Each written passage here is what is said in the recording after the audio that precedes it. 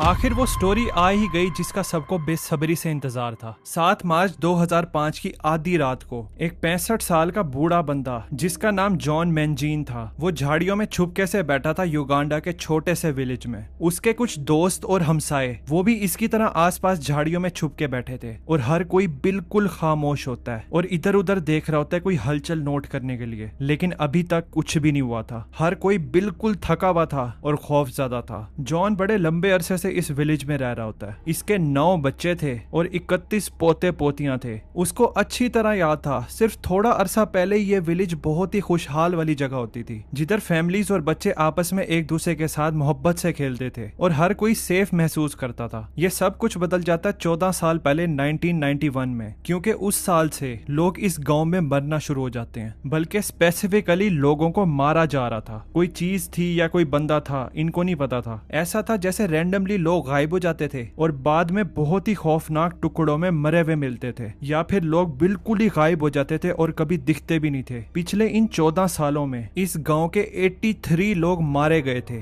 और किसी को इसकी वजह नहीं पता थी। अब ये 83 का नंबर इस गांव में इस तरह का था कि ये इस गांव की 10% पॉपुलेशन बनती थी। जॉन के इस विलेज में काम इतना ज्यादा फैला हुआ था कि गांव का एक एक बंदा पर्सनली जानता होता था उस बंदे को जो मारा गया था, उस चीज से जो इस गांव को लड़ी हुई थी। एक पॉइंट के बाद तो इस गांव के लोग ये सोचने लग जाते हैं कि साफ दिखाई दे रहा है कोई जिन या शैतान ही इन कामों के पीछे है। ये इतनी ज्यादा बड़ी तादाद में है, ना कोई जानवर कर सकता है ऐसा, ना कोई इंसान। ये शायद खुदा की तरफ से हो या फिर शैतान की तरफ से, हमें नहीं पता। लेकिन ये सुपर नेचुरल चीज है जिसको हम कंट्रोल कर ही नहीं सकते। ये चीज बस अब हमारी जिंदगी का हिस्सा है और लिटरली इस गांव के लोगों ने बड़े होते होते ये चीज एक्सेप्ट ही कर ली थी कि हाँ ठीक है, कभी कभार लोग टुकड़ों की हालत में मरे हुए पाए जाते हैं, हम इस बारे में कुछ कर ही नहीं सकते, हमें इस चीज के साथ ही रहना पड़ेगा। लेकिन जॉन वो पर्सनली कई लोगों को जानता था जो मारे गए थे। वो इस सोच को एक्सेप्ट ही नहीं करता कि हाँ ठीक है, ये चीज सुपर नेचुरल है और हम इस बारे में कुछ नहीं कर सकते। जॉन कहता है नहीं, हमें इस चीज के बारे में देखना पड़ेगा, कोई ना कोई एक्सप्लेनेशन तो जरूर होगी जो यहाँ पर चीजें हो रही हैं। तो फाइनली 2005 में पानी सर के ऊपर से तब गुजर जाता है जब एक छोटा सा बच्चा सुबह के टाइम इस गाँव में मिसिंग हो जाता है। अब जॉन के इतने सारे पोते पोतियां थे जिनमें छोटी छोटी उम्र के